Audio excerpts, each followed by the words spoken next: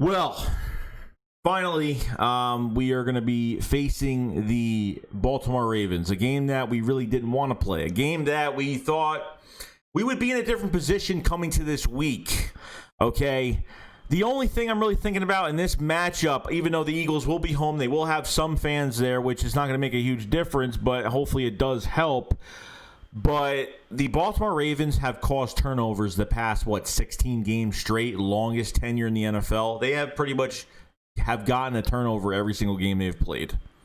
Okay, they have a very good roster. Lamar Jackson is the problem. Our defensive line, if they can get through that offensive line, and the offensive line for the Baltimore Ravens is pretty good, pretty solid with Ronnie Stanley, Bradley Bodeman, Matt Skura. You have Orlando Brown Jr. at right tackle, Tyler Phillips at right guard. So there are solid guys on that offensive line, but they really don't have to do much because Lamar Jackson could really move on his own and do a really good job there. So I think we match well defensive line. I think we're getting a lot more healthy now. I think our defensive line is actually getting better every single week, and we're getting a lot more. I think the Eagles are still leading they're leading the whole entire NFL with 17 sacks right now. We need to get sacks on Lamar Jackson. We have to close this pocket evenly. We cannot leave Lamar Jackson a lane. We leave him a lane, it's done. And you know our linebackers, it's already enough they can't catch a slot receiver. There's no way they're going to go get not a slot receiver, but, they can't cover receivers, but they're not going to catch Lamar Jackson. It's not going to happen. I really hope he doesn't break out for one in this game. I'm hoping that the Eagles, this is going to be on Jim Schwartz, this game. Like, his game planning has to be on point, and he has to move guys around. Because I'm telling you right now, like, he's got to move some guys in spots. He's got to go. There's a lot of matchups in this game. Hollywood Brown, I would expect Darius Slay to cover him. Roby Coleman would probably be covering, probably Snead, or could be covering Boykin. I don't know. I'd probably say Snead most likely. I'm not really sure. But these linebackers have to stop watching with the eye candy, man. They got to stop falling for everything. Nathan Gary, Duke Riley, and the rest of these guys need to stop falling for it. I need Sean Bradley and Davion Taylor to get more reps. I feel like I'm repeating myself every single week. So it's just been crazy. It's just been crazy, and they are licking their chops right now. The Ravens are licking their chops, saying, "Oh my God, this Eagles secondary, this linebacker core, they fall for everything. Everything should be available." You have Mark Ingram in the backfield who's ready to pound. He is a hard runner. He will run over you. He will get around you. He'll do whatever he can to get extra yards. Mark Ingram has always been a great player, great runner. And then you go to their 3-4 defense, the defensive line for the Ravens, Derek Wolfe, Brandon Williams, Calais Campbell. So very good guys there, solid. Calais Campbell, we know what he could do. Derek Wolfe is a nice edge rusher. Brandon Williams can hold his own at nose tackle. So linebacker, LJ Fort was an Eagle, went from the Pittsburgh Steelers, came here on free agency on a one-year deal, and apparently he didn't play well enough. Apparently we didn't think he was going to do anything for us, and which I knew he was playing well in preseason, and went to the Ravens within 2 games and actually got an extension with the Ravens. So good for him. Good job, coaching staff. Patrick Queen has been a beast ever since he's been drafted. You have at safety Pardell McPhee. You have left cornerback Marlon Humphrey, and you have Marcus Peters at the other cornerback. This is where our receivers are going to get a nice little test.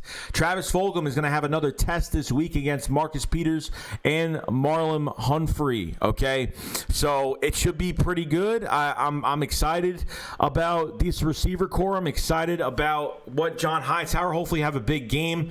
I'm excited for Travis Fulgham being pretty much that number one receiver for Carson Wentz, getting open all the time and doing a good job there. So we're just going to have to see. Quez Watkins still in the lineup. I'm hoping he gets more reps. He needs more playing time. J.J. Arcega-Whiteside still does not have a reception yet, besides that one at the end of the garbage time halftime that we had. I don't even want to count that. But that's going to be a test against these cornerbacks. Our offense is going to have a test. Doug, you better play call out of your mind, you better do a good job and play call against this defense, because you make one mistake, they're going to capitalize on it. They're going to get a turnover. They are going to do some things. And Carson Wentz has to be on key, on point. He's had 2 very good games that have increasingly got way better than the first 3 weeks or the first few weeks that we've had. So Carson Wentz has got to play out of his mind this game. This defense will go after him. They will blitz him on third down. Obviously, this offensive line, obviously the league knows that this offensive line has had a lot of switch-ups. Okay, another test for Jordan Mailata. Okay, Nate Herbig, Jack Driscoll at right tackle. I don't know what's going on with Lane Johnson. He's saying that he's going to be dealing with this ankle injury all year, so he will play for a certain amount of time every game, and he will jump out if he has to. If he's in pain, he's not playing. If he's not in pain, he will play until he has pain, then he will leave. So this offensive line, I'm liking the shuffle. I'm liking this new offensive line, and there's a lot of young guys, very young and very solid, talented offensive line right now. I have a lot of trust in a lot of these guys. I have more trust in this offense, these backup offensive line, than I have trust in Nathan Gary and this linebacker core right now for what it looks like. So I don't know what it is. I don't want to lose this game. I want the Eagles to put up a fight in this game. I don't want them to just lay on their back and say, I give up. You know what I mean? And look, do I think it's possible to win this game? It could be, but you could have a Baltimore game coming in this week playing bad. They could not play good. You know, they could be off this week. You never know at this point.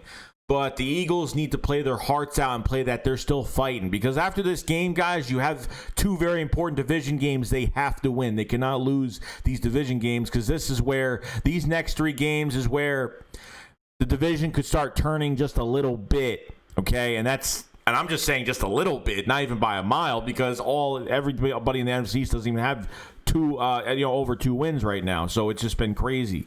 So I'm looking, I like these matchups. I want these receivers to go. Got to get another test against Marlon Humphrey and Marcus Peters. Offensive line do a really good job. I just want them to play football and want them to just play hard against this Ravens team. This Ravens team is good. Even though I think this Ravens team isn't going, it might go to the playoffs and it might not even make it to the Super Bowl, just because I think Lamar Jackson does hold them back. I think he gets a little too much when he's in a playoff game. I don't know. From what I've seen from him so far, I think a regular season, always going to bring your team to the playoffs. But I've never been a fan of Lamar Jackson. I'm not really big on scrambling quarterbacks. I'm not. I think one of my favorite scrambling quarterbacks that we've had in our time is Russell Wilson. And then before that, I really liked Michael Vick in his early days with the Atlanta Falcons and when he came to the Eagles. So, not a big fan of Lamar Jackson. He can run all he wants, but his passing needs to be consistent. And that's it. Not saying it's not, but there are times where, he gets flustered a little bit, but his team bails him out. That defense does a really good job too. So other than that, guys, that's pretty much it. That's what I have on the Baltimore Ravens. I think there's some good matchup between both our defensive lines, our offensive lines, our wide receivers, and their corners. I think Travis Fulgham, some of these guys we see what these guys are all about for another week. I think it got better versus Steelers. It started with the 49ers, got better towards the Steelers, and you're facing a really good team. The Eagles should not back down this game, and I really hope they show some heart. And I hope they don't get murdered in this game. I really hope they don't. I really don't want them to. I want to see a different team this coming Sunday. I really do. And that's it. So leave a comment in the comment section below. Thank you for looking at the preview. I will have a live stream probably tonight or tomorrow. I mean Saturday for my Q&A, obviously. So, all right, guys. I'll see you guys later. SHAKESQUAD up. Fly, let's fly. Peace out, guys. Peace.